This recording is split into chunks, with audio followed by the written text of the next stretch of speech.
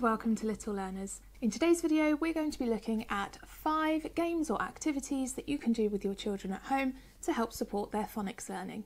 Before we get started, don't forget to click that subscribe button and the notification bell so that you never miss a future upload. And if you find this video helpful, then please do give it a like, as it really helps out the channel. Okay, so number 1 is a listening walk. Now, if you've been following my channel for a little while, then you'll probably know by now that phonics isn't just about letters. It actually starts way before children are ready to learn letters and which sounds correspond to which letters. So we have to help them build the foundation for that. And so a listening walk can be really, really beneficial. So you can go to, for example, a park and talk about all the different sounds that you can hear. And this is really important for children to be able to differentiate between the different sounds they can hear when lots of sounds are happening all in one place. So for example, they might hear the leaves rustling in the trees, birds tweeting, children playing.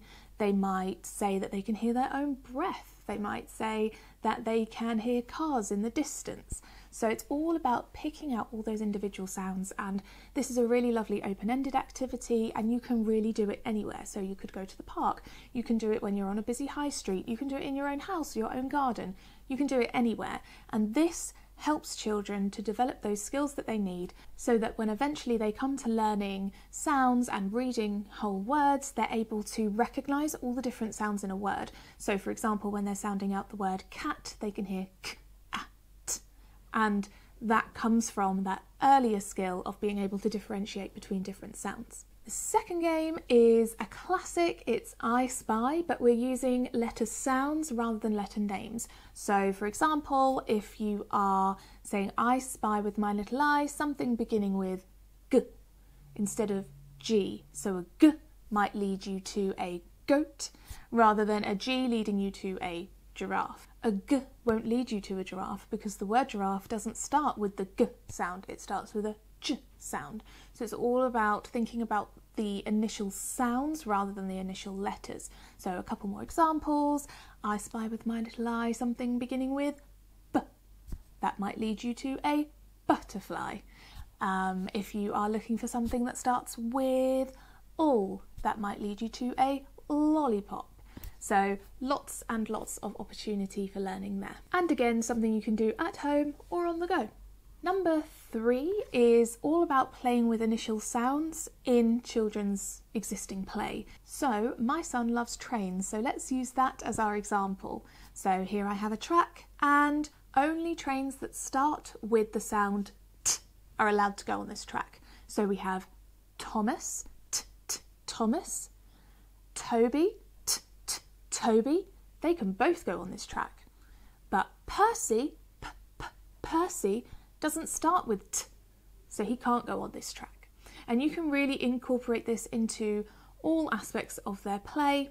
If your child likes playing with little toy animals, you might say that there's a field that only animals that start with certain sounds are allowed to go in.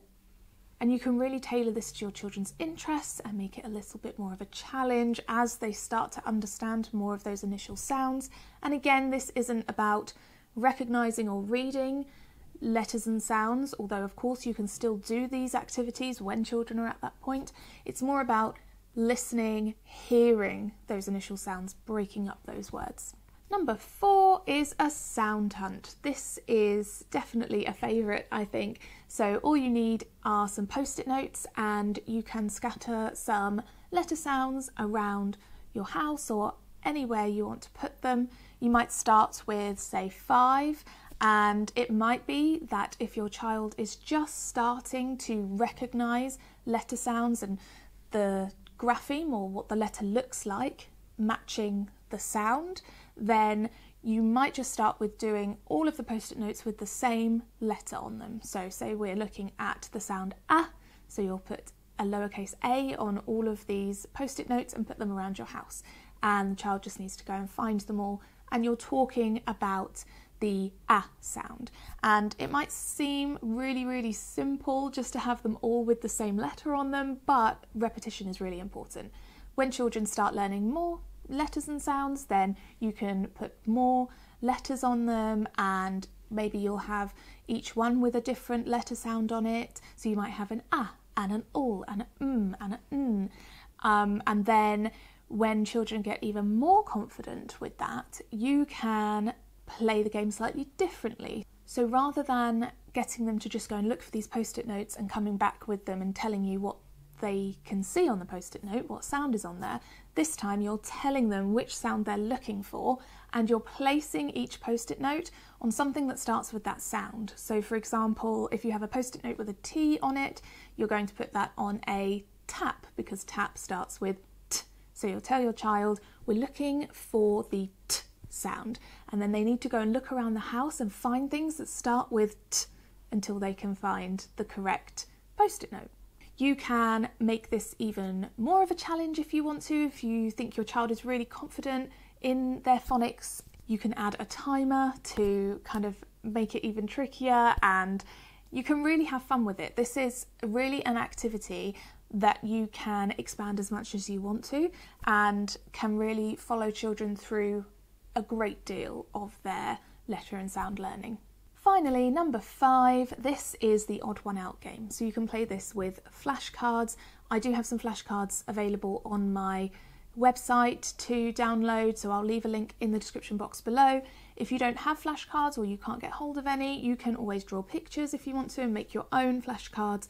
So in the beginning, you might just start with pictures if your child hasn't got to the stage where they're learning letters and sounds yet. So maybe you'll have 3 flashcards, a cat, a bat and a pin. So these might just be pictures, or depending on your child's ability and confidence, then you might have the words as well, or you might just have the words depending on their stage of learning. So the whole point of this is to find out which one is the odd one out. So in this instance, we're looking at rhyming words. So cat and bat rhyme, and pin is the odd one out. You can do this with more cards depending on your child's confidence and ability, and you can also do this not just with rhyming words, but you can do it with initial sounds like we were practicing in the earlier games. So you could have a cot, a cat and a hat, and the hat is obviously the odd one out because it starts with a h rather than a k. And you can do this with 3 to 5 cards at first, I would say. That's probably the best way to start, and just follow how your child's doing, and if they're really enjoying it, then you can add more of a challenge, add more cards. You can do rhyming, initial sounds, other sounds that they can hear in them, digraphs if they're at that stage. You can really tailor it to wherever they are in their phonics learning journey.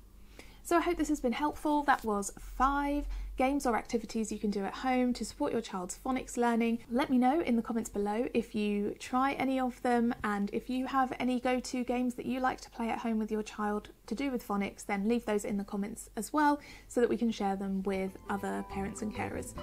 Don't forget to subscribe and like this video if you did find it helpful. It really helps out the channel. Thank you so much for watching, and I will see you next time.